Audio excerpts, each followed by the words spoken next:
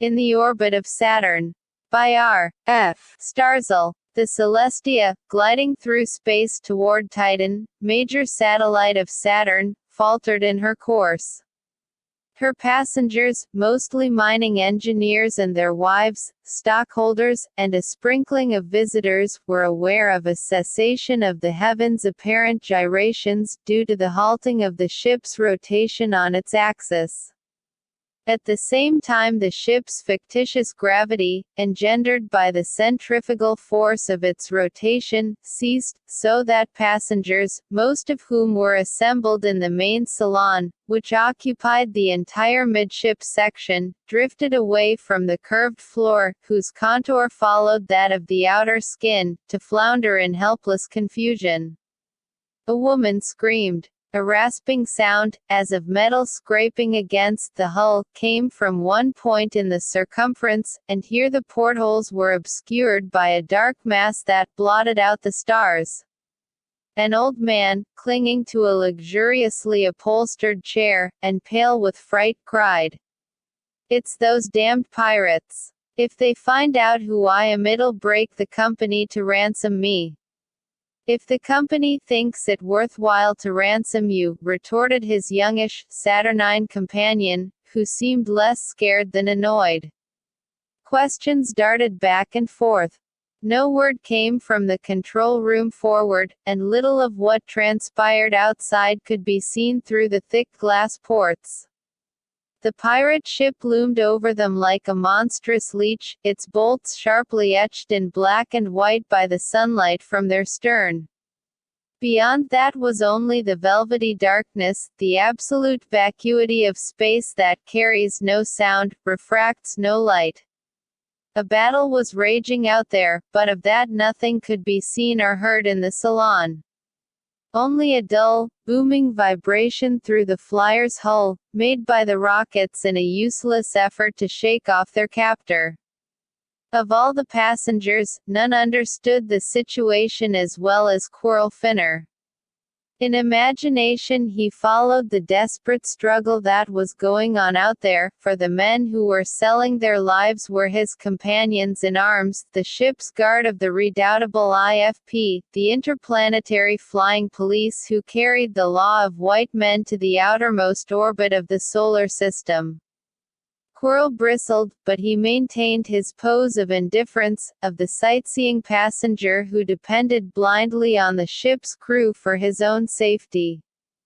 In appearance he might easily have been the pampered son of some millionaire that he impersonated. His close-fitting silken tunic of blue, with its bright yellow roll collar, the turban of fine yellow lace, the close-fitting trousers that showed his lithe yet powerfully molded legs, the thin-soled low boots, all proclaimed him the typical time-killing dandy of the times. His superb proportions made him look smaller, lighter than he really was, and his lean features, which under the IFP skullcap would have looked hawk-like, were sufficiently like the patrician fineness of the character part he was playing. Young men of means in the year 2159 were by no means without their good points. They indulged in athletic sports to counteract the softening influence of idleness, and so Quirrell Finner had no misgivings about the success of his disguise. Yet he could not refrain from listening intently for every sound that penetrated the hull. His part was to be captured by the pirate, who had been named the Solar Scourge by sensational newscasters, and to learn all he could, and eventually to be ransomed by a wealthy father, with his priceless information. So he waited, chafing, while men he knew, men who had faced the perils of space with him, met their death.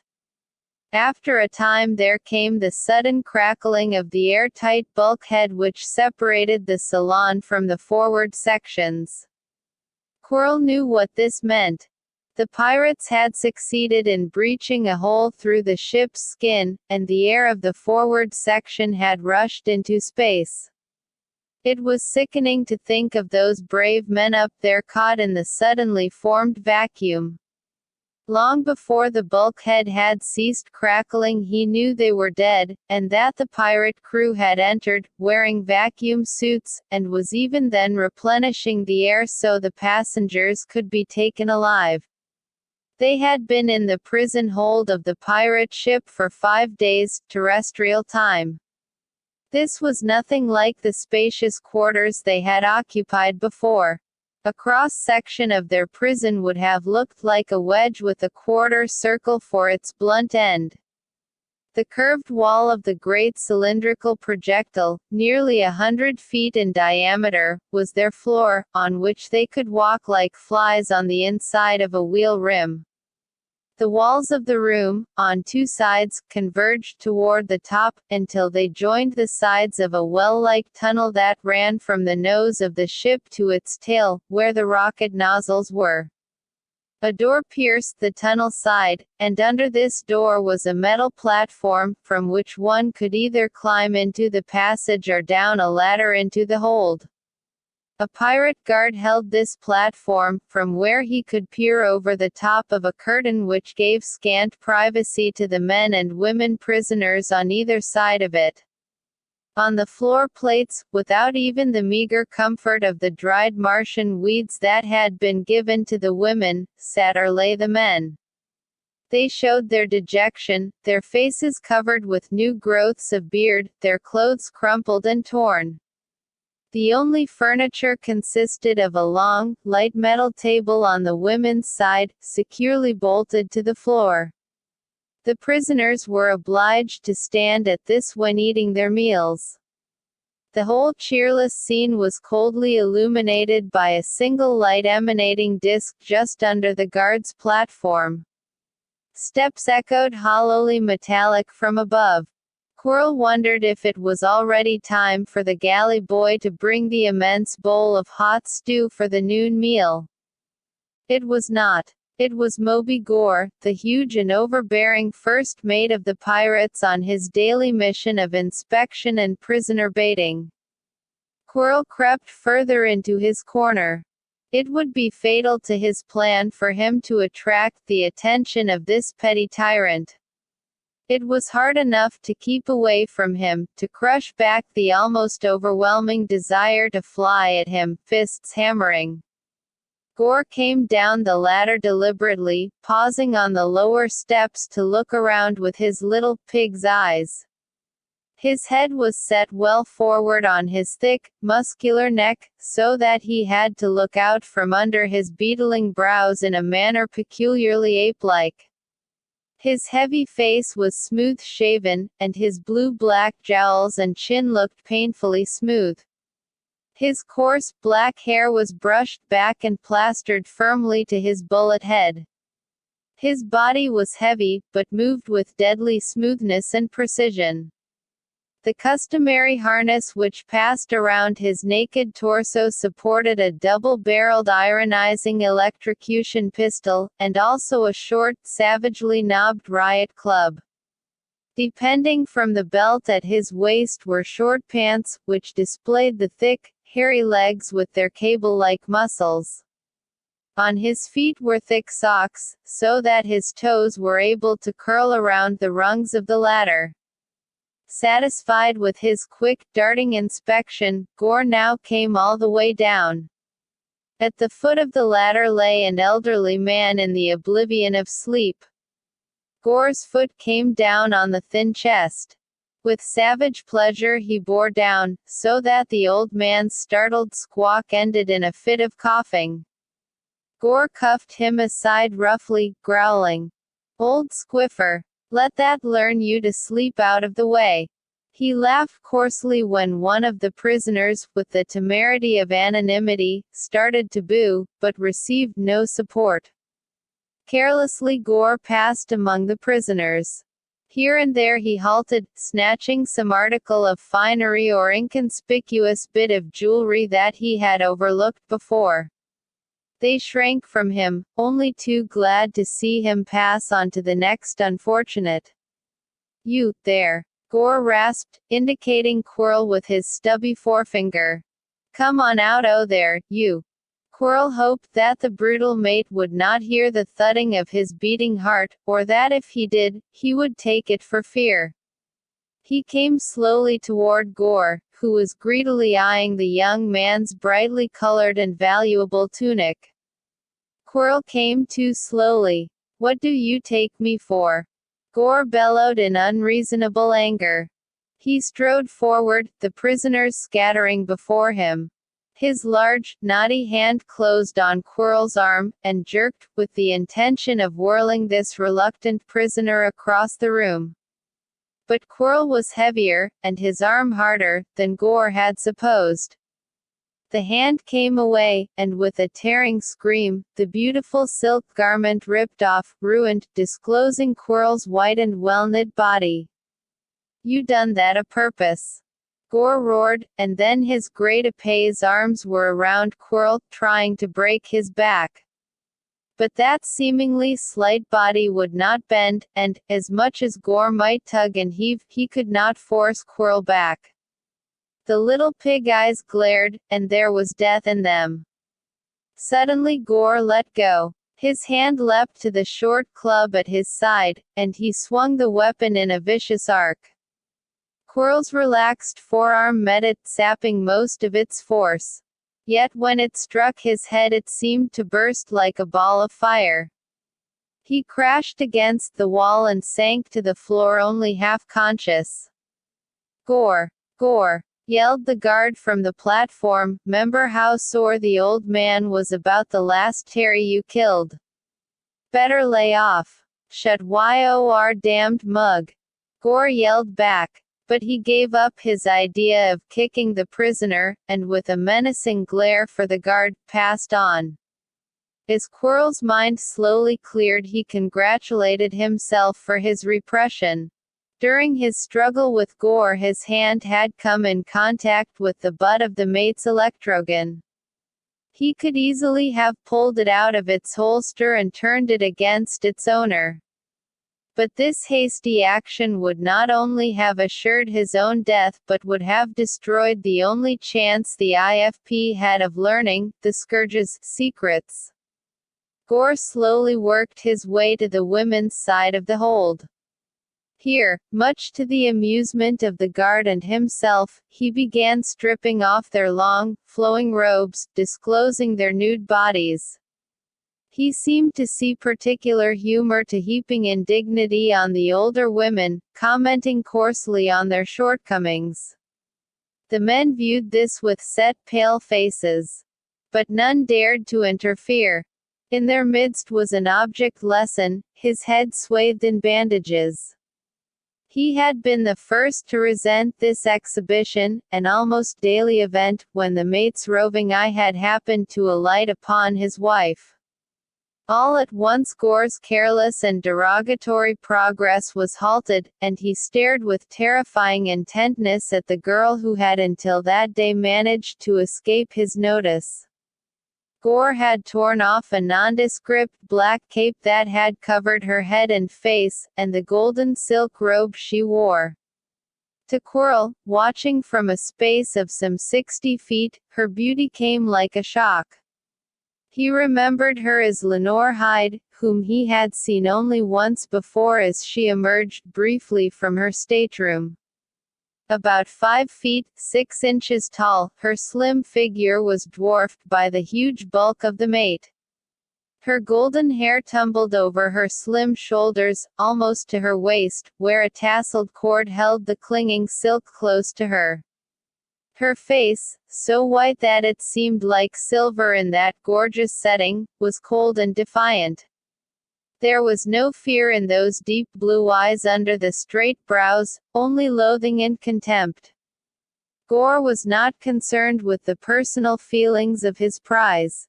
He licked his wide, cruel lips, seizing the girl's arms as in a vice. His other big, dirty hand slipped into the collar of her robe. But the ripping of fabric did not come. Instead there was a sharp crack, and Gore, too surprised even to move, stared at the little man who had hit him. Again crack. The impact of fist on jaw. The blow was too weak to hurt this toughened veteran of countless battles. But slowly a tide of dull red welled up over the bull neck, turning the blue-black jowls to purple, and the walls echoed to Gore's roar of anger. Again the fists of the smaller man smacked, this time drawing a trickle of blood from Gore's mouth. Then the thick fingers closed on the brave passenger's wrist, and the tremendous muscles swelled as, with a quick movement, Gore thrust his adversary back of him, grasping the other wrist also. Then with slow, irresistible motion, he began drawing the thin arms forward, stretching them, until the unfortunate man, drawn against the barrier of Gore's back, began to shriek with pain. Still Gore pulled, grinning evilly, and his victim's shoulder blades lifted under the tight skin of his back as they took the strain. Shriek followed shriek, until the guard on the platform glanced furtively out into the central well. There came a dry, tearing crackle as the bones of the arms were drawn out of their sockets, and then the shrieks ceased as merciful unconsciousness came. Gore tossed the limp body carelessly away. The beast. Quirrell gritted his teeth. But he stayed where he was, hiding his clenched fist, for his was a specific assignment, and men of the IFP know the meaning of the word duty. In a better humor again, Gore looked around. "Come on, you little Ginny," he chortled. "I see you. Come to Moby, my beauty. You'll be queen of the hold, and this scurvy litter will kiss your feet every day." He pursued her as she ran, bowling over or trampling on the fear-stricken prisoners as they tried to scramble out of his way, men and women alike. But she made up in agility what she lacked in strength, lifting up the hem of her robe so that her legs twinkled bare, ducking under Gore's outstretched arms, or leaping over the fallen form of some stumbling, panic-stricken unfortunate. Only in her eyes was there a true picture of her terror. Gore's uncertain temper was changing again, and in a few moments he was cursing foully, his little red-rimmed eyes glistening, as he dashed after her with short, boar-like rushes. Again she skimmed past where Quirrell cowered in simulated fear, and the look she gave him struck straight at the disguised officer's heart. So it was that when she slipped and fell to her knees, and Gore charged in with a triumphant laugh, Quirrell met him with no thought of anything, no feeling but the joy of battle, the delight of a strong man when he meets a foe whom he hates. And to that heady, feral emotion was added the unforgettable picture of a lovely face whose obvious fear was somehow tempered by hope and confidence in him. As Gore lunged past, Quirrell struck him. It was a short, sharp, well-timed jab that would have knocked out an ordinary man. But Gore was by no means ordinary. The blow laid open his cheek against the jawbone, but Gore scarcely slowed as he swerved. With a bellow of rage, he came straight at Quirrell, arms outstretched. Philosophers have said that no matter how far the human race advances in the sciences, its fundamental reactions will still be atavistic. Gore could have dispatched Quirrell in a second with his ray weapon, with perfect safety. Yet it is doubtful that the weapon even entered his mind. As he came to the battle he was driven only by the primitive urge to fight with his hands, to maim, to tear limb from limb like the great simians whom he resembled. To Quirrell, coolly poised, the picture of Gore did not inspire terror. In the passengers, it did. They saw a brutal giant, gorilla-like, and roaring like a beast, charging at a half-naked youth apparently only half his size. It seemed that those tremendous arms must break him at the first touch. But the grasping hands slipped off the lithe body as if it were oiled, leaving only angry red welts along Quirrell's ribs. As the officer edged away he planted 2 blows on Gore's nose, which began to bleed freely. Again Gore rushed, and spat. Spat. Two seemingly light blows landed on his face, opening a cut above his eye and another on his cheekbone. In a few seconds of battling he had become a shocking sight, with his features almost obscured by welling blood. Again Quirrell measured him, and this time, instead of evading the grasp of the mate's eager arms, he stepped right between them. Like a wraith he slipped into their embrace, and before they could grasp him, standing so close that his chest almost touched his adversary's, he whipped a right to Gore's jaw. It was the kind of punch that makes champions, a whip-like lash of the forearm, with relaxed muscles that tighten at the moment of impact. A punch with follow-through, fit to knock out 99 men out of 100. But it did not knock out Gore, and Quirrell had to pay dearly for his error. Gore was staggered, but his mighty arms closed, hugging his slighter opponent to his hairy chest so that the breath was choked out of him, and the metal studs on his harness gouged cruelly into Quirrell's flesh. His face was blue before he could work his arm loose, and begin to prod with stiffened fingers at Gore's throat. Gore had to let go then, and Quirrell broke away, boxed for a few moments until he had recovered, and then proceeded to chop Gore's face beyond any semblance of humanity. The mate had dropped his ray weapon, and now searched for it with blinded eyes. He flung his riot club, and it flew wide of the mark. It was obvious that he was going to be beaten into insensibility. The guard on the platform, seeing the trend of the battle, shouted hoarsely up the well, and in a few minutes 4 men, hard-bitten, villainous-looking fellows, tumbled down the ladder and joyously joined in the fray. It was then only a matter of seconds before Quirrell lay on the floor plates, battered and bleeding, but still feebly fighting, while Gore sat astride him, seeking with vicious fingers for Quirrell's eyes. At the same time his men were kicking at the helpless man's body wherever they could reach him. At the sight of this brutality the other prisoners, forgetting for the moment their own cowed condition, set up such a bedlam of noise that the guard began to look furtively up the passage, and to shout at the ruffians. Suddenly he was whirled aside, and a figure in uniform, moving with uncanny speed for a man so massive, appeared upon the platform and bounded down the ladder. He was among the struggling men on the floor in a moment, and became a maze of flailing arms and legs. Like 10 pins the pirates scattered, and the giant pulled off the mate. Gore could not see, but as he writhed he knew he was in the grip of the pirate captain. Captain Strom's harsh, ascetic face was dangerous, and his steely gray eyes compelling. The men managed slovenly salutes. Gore, Strom snapped, have your men get some water and mop up this blood. How many times have I told you to quit mauling the prisoners? Do ye think I'm in this business to provide amusement for you? Henceforth keep out of this hold. Here. Yes, sir, Gore muttered sullenly. Took 5 of you bums to handle him, did it? Strom remarked sardonically, stooping to pick up the unconscious Quirrell. He carried him easily, up the ladder. As they disappeared Strom's voice boomed out. Dr. Stoddard. Stoddard. Messenger, have Stoddard report at my cabin.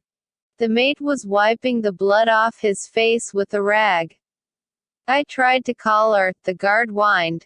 That tears it. Gore exclaimed fiercely, bursting into a string of abuse. But one of his henchmen nudged him. Keep her tongue in her face, Gore, till the time comes. Gore said nothing, but glared savagely at the prisoners. Get the buckets and mops. He snarled at his men, and they fled precipitately. A long, wailing noise came through the hatch. Soupson. Soopson. Here comes our grub, damn you, Gore growled at the prisoners in general. A shuffling sound followed the sing-song call, and then a galley boy, of 40 years or so, badly crippled by club feet, shuffled up to the hatch and laboriously let himself down to the platform. The huge bowl of stew he was carrying was far too heavy for him, and his strained, thin face was beady with sweat. "Get a move on, Serko!" Gore bellowed up at him. "Get your swill down here.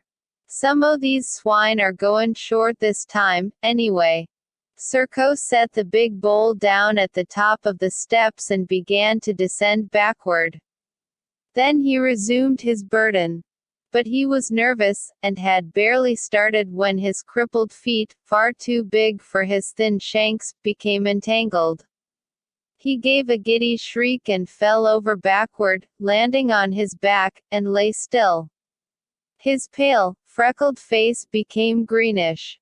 But the bowl, filled to the brim by its greasy, scalding hot contents, flew in a sweeping parabola, tipping as it fell, so that the entire contents cascaded on Gore, drenching him from head to foot. Howling with rage and pain, he danced around. He was utterly beside himself. When he was able to see, he rushed for Serko, who was moaning with returning consciousness, and picked up the frail body to hurl it against the floor. "Stop, or you're dead." That voice, so incisive and clear, was a woman's. Gore found himself looking into the little twin funnels of his own ray projector. They were filled with a milky light, and the odor of ozone was strong. The girl had only to press the trigger and a powerful current would leap along the path of those ionizing beams. And Gore would murder no more. Stupidly, he let Serko slide to the floor, where the poor fellow recovered sufficiently from his paralyzing fright and his fall to scuttle away. Looking past the menacing weapon, Gore saw the girl, Lenore Hyde. Her limpid eyes under their straight brows were blazing, and he read in them certain death for himself. "Up that ladder," she ordered sharply, "and stay out.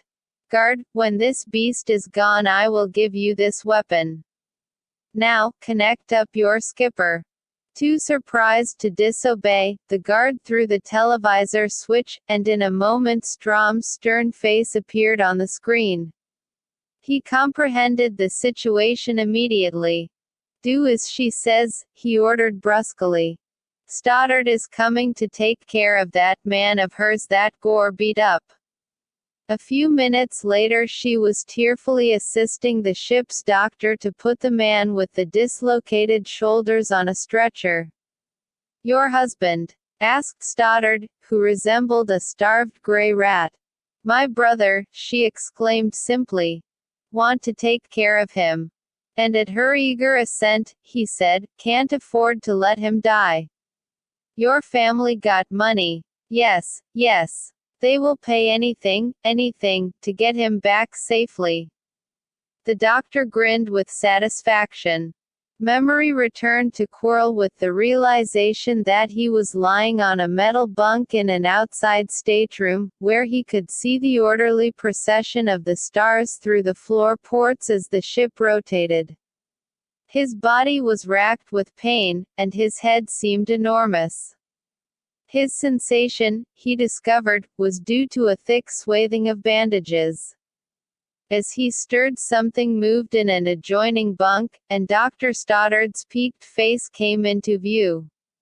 "How do you feel?" he asked professionally. "Rotten. We'll fix that." He left, returning a few minutes later with a portable apparatus somewhat resembling its progenitor, the diathermy generator. He disposed a number of insulated loops about Quirrell's body and head, connecting them through flexible cables to his machine. As a gentle humming began, Quirrell was conscious of an agreeable warmth, of a quickening all over his body. A great lassitude followed, and he slept. When he awoke again, Captain Strom was standing beside him. He had taken off his coat, and his powerful body filled the blouse he was wearing. He had evidently just come off duty, for he still had on his blue trousers, with the stripes of gold braid down the sides. It may interest you, Mr. Finner, that I have selected you as one of the chosen, he remarked casually. One of the chosen what? The chosen race. You didn't take me for an out-and-out damned pirate, did you? Excuse me if I seem dumb. Quirrell hoisted himself on his elbow. Yes, I figure you're a pirate. What else? Strom's stern face relaxed in a smile. It was a strange smile, inscrutably melancholy. It revealed, beneath the hardness of a warrior, something else, the idealism of a poet. When he spoke again it was with a strange gentleness. To attain one's end, one must make use of many means, and sometimes to disguise one's purpose. For instance, it is perfectly proper for an officer of the IFP to disguise himself like a son of the idle rich in order to lay the infamous scourge by the heels, isn't it? Quirrell felt himself redden, and a cold fear seemed to overwhelm him. He realized that Strom was a zealot, and he knew he would not hesitate to kill. This prompt penetration of his disguise was something he had not bargained for. What makes you think, he asked shortly, that I'm an IFP man? The fight you gave Gore and his men. Do you expect me to think that a coupon clipper could have done that? I know the way of. He checked himself. Quirrell said, my people have money. I don't know what you mean about. Oh, yes, you do, Strom interrupted. If you were what you claim to be, perhaps I would let you go for the ransom, though you took my eye from the first. The ransom will be paid. It will not. You will be one of those who do not return. There is only one price I will accept from you. Yes. What is that? The formula of the new etheric ray. I don't know the IFP secrets. I told you that. You know how to operate the ray. All its men do. I want you to tell me what you know. I can deduce the rest.